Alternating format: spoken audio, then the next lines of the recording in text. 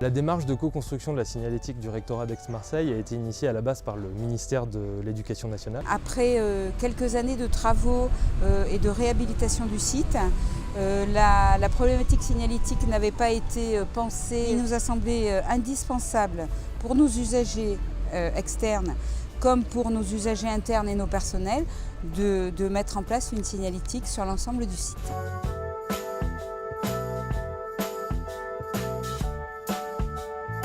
Notre méthode d'enquête, c'est ce qu'on appelle une méthode socio-design, donc qui combine à la fois la force analytique de la sociologie et la force créative du design dans une enquête terrain où on s'immerge complètement. On est venu pendant 2 jours et demi. On était 2 sociologues et 2 designers sur le terrain. Ça nous a permis d'aller à la rencontre des employés du rectorat d'Aix-Marseille. Nous-mêmes, néophytes du rectorat, on a découvert des lieux, on s'est perdu dedans.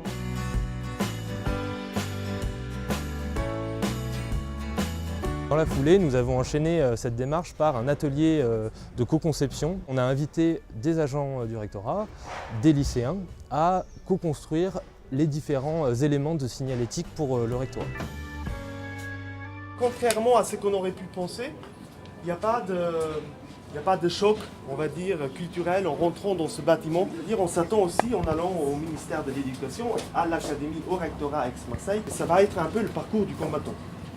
Il y a des sas où il faut venir ouvrir, s'il n'y a personne qui ouvre, on est bloqué, il faut revenir en arrière, il faut trouver le bâtiment, mais il y a le nom du bâtiment qui ne correspond pas, c'est pas vraiment un bâtiment, c'est une entrée. Il me faudrait 5 personnes qui soient les guides, qui vont faire la visite guidée.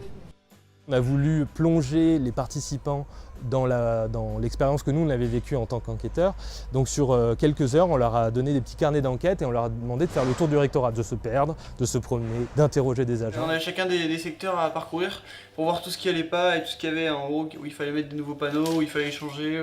Nous avons fait un petit peu le tour de certains étages pour repérer l'existant ou ce qui manquait. Moi j'étais vraiment perdue, ils nous demandaient de trouver des bureaux. Il n'y avait vraiment aucune indication, aucun étage, tellement on monte, on descend, on ne savait plus où on était.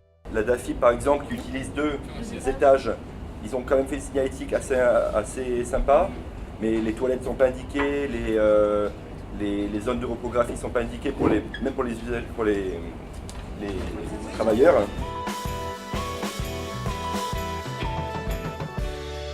Il y a eu un deuxième atelier où là aussi il y a eu des élèves et des personnels et des usagers externes. On a fait des maquettes, on a commencé à dessiner, à couper des choses et à réfléchir beaucoup plus à la pratique. On met une affiche avec les trucs qui se trouvent à droite et une affiche en dessous avec les trucs qui se trouvent à gauche. Si on a, par exemple, quand on arrive ici, comme ça, quand on voit ça en face, on peut très bien avoir ici D, E.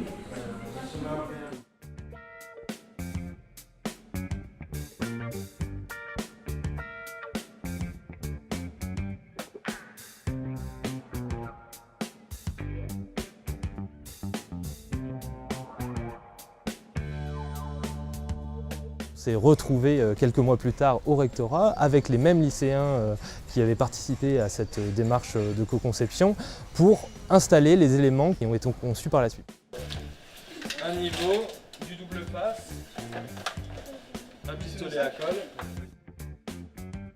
On s'occupait de toute la signalétique au niveau des ascenseurs, donc les grosses lettres et les gros numéros pardon.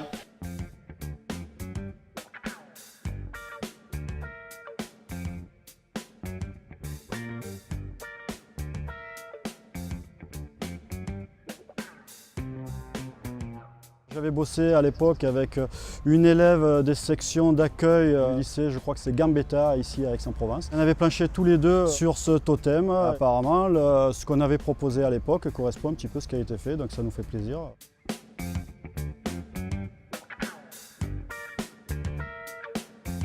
Quand j'étais arrivé même pour un entretien, enfin oui, je sais que c'est là le bâtiment du rectorat, voilà, ouais. Mais il n'y avait pas écrit devant la grande porte rectorat Aix-Marseille, ça je trouve c'est une bonne chose. On peut difficilement rater la nouvelle signalétique. À chaque fois qu'on croise quelqu'un, dans l'ascenseur, dans le couloir, dans l'escalier, on nous dit ah bonjour, vous avez fait la signalétique, machin, on dit oui, et ils disent ah bah, c'est super, ça va changer, machin, ils sont tous contents, vraiment. Ce sera plus sympa que les feuilles qui étaient juste punaisées sur les murs.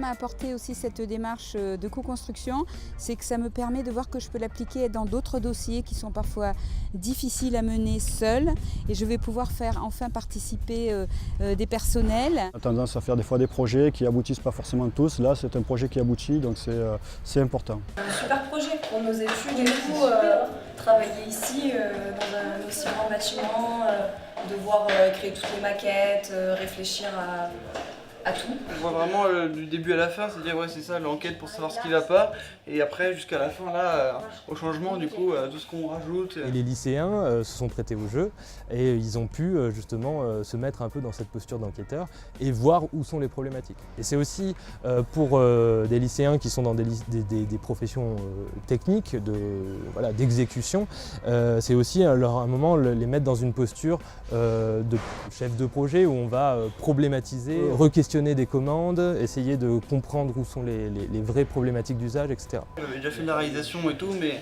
la recherche qu'il y a derrière avant, je l'avais pas faite, j'avais jamais fait ça, donc je trouvais ça bien de prendre un papier, noter tout ce qui va pas et tout.